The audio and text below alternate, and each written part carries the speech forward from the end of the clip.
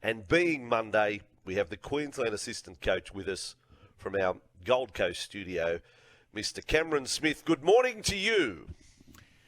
Good morning, Vossi. Good morning, Copes. And I think Brandy's joining us soon. Good morning, Brandy. How are we going, boys? Very well. Let the countdown officially begin to State of Origin. Brandy will join us the moment that the New South Wales team is officially named. I know the players have been arriving in and we've reported pretty much we've joined the dots. But just to make it official, no point bringing on Brandy before we've actually got the side in case there is any last-minute subterfuge. Cameron, Trent, myself, every listener wants to know what's happened to Pick and Stick. What's happened to Loyalty? Our mail is coming in gone, hot off the top. Gagai gone. Cameron, we've got to go there. What's happened? Rest in peace, Pick and Stick. Loyalty. Rest in peace, Cameron. Oh, please. Look, it started already. Well, the teams haven't even arrived. The teams haven't even arrived in camp. Come on, Bossy. What's happened? Well, we're told our mail is strong. So no Ponga, no Gagai. If that's the case, do you understand why they're not there? Is it a closely run thing? Well, if anyone was watching the game on the weekend, particularly with Kalen Ponga, he suffered another concussion. So he was knocked out. So I don't think you could say the axe will be wielded on Kalen Ponga if he's not selected in his footy side. Now, I know there's a lot of debate and a lot of discussion happening with Billy Slater and the other selectors about the position of fullback with KP because there is genuine concern for his health. There's no doubt about that. So if he was not to be selected this morning for Queensland, and I'm sure those discussions are being held right now as we talk with Billy and Darren Lockyer and Gene Miles, I don't think you can say the axe has been. But he did come back on. He KP. did come back on Saturday. Yeah, well, he did. He came back on. But you're saying because it was it seemed like very minor contact, really, for him to go off the field. So. Yeah, but he didn't look great on the ground, did he? Like, in fairness, he didn't look great. And I was actually surprised that he was allowed back on the field because I've seen guys suffer much less or more minor knocks to the head than that and be categorised as a HIA 1 category and kept off the field. So I think that's more the concern is KP's health and his state of mind at the moment. That's what's being considered right now. It's not so much, thinking about his form or the lack of it. Certainly that comes into account. He hasn't played a whole lot of football over the last little bit, and the football that he has played, he hasn't been playing fullback. But I think you only have to look back a couple of weeks ago that he shows that he's still got some very good football in him, even though he hasn't played a lot. As far as the Gagai thing is concerned, he wasn't at his best on the weekend. Now, whether that means he doesn't make the football side, I'm not too sure because can I just put a disclaimer out there, please, fellas? I'm not a selector. I am not a selector. Okay, I do not. right. I'm telling you, I do not have a say in the makeup of the footy side. If there's anything that particularly Billy Slater, if he wants some advice on a certain player, he'll pick up the phone and ring me, as he does with Josh Hannay, Jonathan Thurston, Nate Miles, these guys. But I do not have a say in this footy side. So we'll just have to wait and see. The team, the Queensland side is not named until 11 a.m. So no, it's a whatever mystery. The whole team could be anything. I don't know. No, there could be a couple of TBAs actually. There could be a virus sweeping through there. That's your old card. What day of camp do we play that card? This mystery virus. Are you going to play that one before game one? Heading into the weekend, more likely. You've just got a playbook, Queensland, haven't you? So mystery virus, TBA, under the radar, players, battered. Yes. What time's this New South Wales team getting named? Well, we'll get named shortly. Don't you worry about that, Cameron. Brandy only comes on when it's official, mate, so we'll know. Yeah, right. Cam, firstly, Copes here, a big fan of yours, mate. Love your work. I want to talk about the exciting man who may take Kalen Ponga's spot, and that's Reece Walsh. If he is picked, what excites you about him from what you've seen, and do you think he's ready to step up to the level of Origin football? Yeah, I think he's shown the growth of his game across the opening 12 rounds, Copes. I think that's been on show for everyone to see, and listening to the commentary across the games that the Broncos have played and reports in the papers and the general public, everyone knows he's an excitement machine. The strength that he brings to his footy sides is obviously his speed, his ability to get on the back of plays that are out wide, and he poses a huge threat to outside defensive players. So if he's to be selected, Billy, speaking with Billy about the headache between choosing a Ponga or a Walsh, he's confident in both players, and he said as much about Reece Walsh. From the start of the year when he first played his first game for the Broncos to now, the improvements that he's made in his game, particularly with his positional play. He's a guy that he's a very young man still, and he's still learning his trade, but he was around the Queensland camp last year as well, so he knows what it's all about. And even when he was in that extended squad last year, some of the things he was doing at training were really impressive. So whichever player gets selected for that, to wear that number one maroon jersey, I know the coaches and the rest of the state should be really pleased with that player and have a lot of faith in their ability. And Cam, let us into, for the listeners out there and even myself who don't know what Origin camp is like, take us into Queensland camp. What are the next couple of days like? A lot of formalities today. The Queensland team doesn't assemble until later on today. They all fly into Brisbane. It's around midday. So I guess there'll be a sort of a welcome to camp by the staff. Get all the the fittings done with all their apparel and all the playing gear and all that sort of stuff, headshots, all that type of stuff, for the broadcasters for the game and whatnot. And I think I don't know if we're having a light session today or maybe just give the option to the players coming off the weekend's games what type of work they want to do. But it's a slow build into the week. Obviously, as you get a little bit later on across into the weekend, that's when your main sessions happen on the field. But across the week, it's more about building into Wednesday's game in Adelaide. And I'm sure maybe in those first couple of days, Alan Langer, he might make an appearance too with some sort of entertainment. All right, lovely to hear. Great insight. Now, Cameron, you know how it works. The Edgewater Homes text line here, it can be a nasty place. So get ready, light up. It's Origin time, and we love it. Greg the Truckie says, "Hi guys, Queensland have a new policy. It's pick and flick." So thank you, Greg the Truckie. Pick and flick is Greg. The policy. Big Greg. Question for you, Cameron: will the mystery virus this year be flu, stomach bug, or monkeypox? Is a question. Well, monkeypox is gone, isn't it? Oh, is that still around? Anyway, that's a question. Morning, boys. Is Cameron running a coaching clinic on how to talk to the referees during State of Origin? I'm sure you'll have a massive amount to impart. DCE had a bit of practice on the weekend, so he's got that covered. Yeah. Just on that, a question here. Someone's holding back their tip until they find out who the referee is and who's in the bunker. I'll be waiting for that announcement before I'd make any predictions. That's from Jim. Now, I've got to say, that text made me think, well, who is the number one referee? Ash Klein did the Klein Slam last year. Did all of Origin, Grand Final, the Klein Slam. World Cup. No, it was the Klein Slam. He did everything. Is he automatic? I would say no at the moment. And who gets the bunker? Because we've had some of our best referees in the bunker lately. Friday night, and Ash Klein's been in the bunker, and Jared Sutton's in the bunker. And, mate, they've all had clangers. Howlers. So where do we go with that? Who's? I'll put you on the spot, Cameron.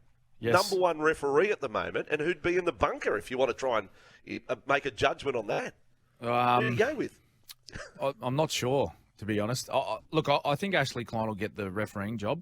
That's just gut feel. I think he'll retain his spot as the Origin referee.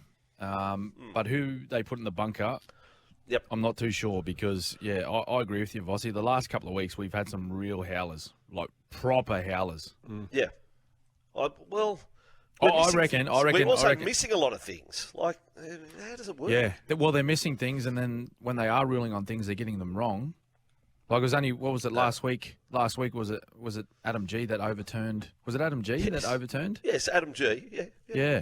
He said, "Oh, look, that doesn't look right." To Ash Klein. Ash Klein. Vossi wanted to make a shirt. Well, I'll give you exactly, and I will. That doesn't look right, No, but here's the dilemma for you guys, for you, Trent, as well. Yep. If Tino Fasuamalawi gets cited today for the raised forearm on Reed Marnie. Yeah, surely not. Now, if he does, you know who the video referee was yesterday? Adam G. So we go into this cycle. Wow. So Adam G's in the bunker for that one. If the match review committee say that Adam G missed that one, yes, we've got to strike Adam G out. Adam G has stamped Ash Klein's papers the other night, so he's gone. Jared Sutton's had some moments where he just hasn't seen things. The bunker the other night with a Victor Radley head lunge, not a headbutt, head lunge not seen. Yep. I don't think we got no one. Cameron, are you available? Why is the Fasur Malawi incident not being given a charge yet, given its origin time? That's a good point. Should that have not happened like last night? That's a fair point. Why couldn't the match review committee, understanding that it is time is of the essence when you're getting teams? That's a fair point, but I guess we'll have a charge out by 10 o'clock, I reckon, Cameron? Yeah, you'd like to think so. Look, from a personal point of view, and I know it sounds biased being a Queenslander, and Tino's been in the Queensland side. I see that every match. Vossi, you watch a lot of football. Yep. Like the bumpers go up. Nelson Asova Solomona does it. Jared Weir-Hargrave does it. Sure. James Fisher-Harris, all of those guys. Except, I know it's not great with Reid Marnie going back and all that sort of stuff, but seriously, front rowers, if they haven't got their forearms up in people's faces, you're probably a little bit worried about what they're doing out there. Well, we do. We call them the bumper bars. But, Trent, you watch the head-on replay. The more you slow it down, it looks like Fasur he's fending with one arm, and then he spots Reid Marnie coming up, and so that's where he just props it up at the last moment. There's no, if you like, duty of care there. I think he knew what was coming at him. It's a very last moment that you seriously see Tino look up, bang, here's the bloke that I've just had a bit of a blue with, and I've got him. There is a little bit that leads up to it, Cameron. Trent, were you of that opinion? Yeah, look, I was. And the thing that I really dislike at the moment is it's a product of how great TV coverage is at the moment, of how good the slow-mo replays are, that everything looks like it's, intent. There's predisposed ideas. He looked at him. He had so much time to put the forearm up and grab him in the jaw. This is all split-second stuff. The same with high contact. Look, you got to appreciate that it's heat of the moment. And as you say, Cam, I don't think there's much to answer for here, despite the fact that he did look at him, and it is part of the game. Yeah. Oh, look, in all honesty, I think he'll get a fine. Okay. I don't think that's worth a match, seriously.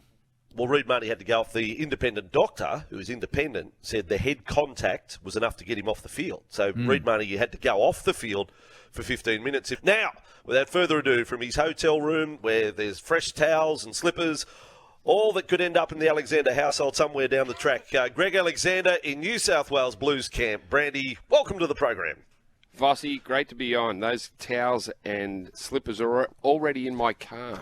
Because they replace them every day. Ready It's to a make 10-day an camp. exit. Yes. That's great, mate. Yes. 10-day camp. The entire Alexander extended family, second cousins, will all have slippers by the end of this one.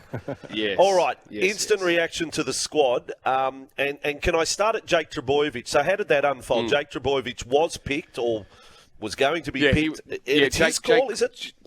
Jake was penciled in, Vossi. As you can't pen anything in until everything's over. And we got word that Jake had re-injured that calf, so that was Jake, which was disappointing after coming back and making his return yesterday against Canberra. He got through most of the game, but then we heard from the physio that he'd re-injured that calf. So the pencil. Lucky it was only in pencil. The pencil, right. Was it Freddie who rings the players up individually after they finish their playing commitments to tell them? Is that how the whole process went for the entire squad? That's how it works, yes. That's exactly how it works, yes. You're on the money. That is so Josh exactly Addo-Carr finishes the game yesterday. Yes. And then gets a phone call off Freddie. Yeah. And says you're in. So you're in. Josh, you're in. Yep. You're in. Okay. And Campbell Graham, he gets told you're 18th man or you're in the squad or? Yes, he gets told he's in the squad. The pencil. I've heard the chat. So yeah. Well, so everyone's outraged about Campbell Graham not being in the side because Tom Trbojevic doesn't deserve to be in. I've caught bits and pieces of it, but not all of it. Can you explain? Can you tell me what's been going on this morning? I don't think there's been outrage, Brandy. To be honest, I don't think there's outrage. I think there's Graham's done enough to be picked Addo Carr didn't get picked last year and has had bugger all football lately and comes back on one game, and Campbell Graham has played wing for Australia. So I suppose you could put that argument up. Yeah, they're good argument too. Oh, you love it, don't you, Brady? You love it. You love it. Yeah. Well, Straight bat this morning, Brandy. there is always a straight bat, Trent. Beautiful. Always. At this time of year, yes, straight bat. Oh, well, there can't be anything else but a straight bat. Yeah, fair enough. Fair enough. I know you're in Blues camp, mate, but you are impartial. What about Campbell Graham being 18th man? There's a question coming in on the text line as undoubtedly a Rabbitohs fan. Does the 18th man in both camps, do they play NRL? No. No, they don't. Rabbitohs v Canberra this week? No, so he can't play. No. Can't play for the Rabbits no. against the Raiders. 18th man, Copes has to stay in camp the whole time. Yeah. 19 and 20 are allowed to be released on the weekend to play for their respective clubs. And then rejoin in Adelaide. Yeah. 18th man stays in the whole time. Gotcha. Yeah. So, yeah, he's part of the game. Tom Trbojevic, are you able to now reveal, was Tom Trbojevic in the side did you enjoy before watching yesterday? Tom yesterday? I did. Was he in the side before yesterday, Brandy? Can you reveal that now? Pencil, Voss. He's let another one go through outside stuff. Do I have to repeat myself? Like pencil. Your defence is as solid as Marnus Labuschagne, I've got to say. This. Yeah. Yeah. 3 tries obviously helps. Unlike We're just Cameron, curious. I am part, I know, Cam, I am part of picking the side. So, pencil. He's fully aware. Like, Vossi, we have spoken about Tom Trbojevic for the last 8 weeks, haven't we? And about Well, you kept saying one game he needs. Well, you just need to see something. I think we saw that yesterday. Brandy, what about the selection? What about the selection of Appy at 9 and Cookie missing out? I'm to be honest, mate, I'm a little bit surprised about it. I thought Damien Cook's been in sort of almost career best footy. Yeah. That seemed to be that has been a media line. Like everyone's been saying, Damien Cook's playing really well, and I as someone involved in picking the side, Yep. I don't want to be critical of someone and criticise a player over the picking of another player. Yes. But we just decided to go with Appy, and that had been on the cards for many weeks. Yeah. And you know, I think sometimes you can fall into a trap, and everyone does it. If the media say it enough, everyone starts to believe it. It's self-prophesizing. If someone says something enough times, everyone goes, yes, that's true. Yes. That was Bozo's mentality all those years ago. Never say you're playing bad. Tell the press you're playing well, and they will write it. Like the coach. Yeah, and I'm not going to say that Damien Cook's he's played good. Like Souths are on top of the comp, and so Cookie's played well. We just thought that Appy, we didn't think the 2 hooker situation worked for us, and we've tried it a number of times. Yeah.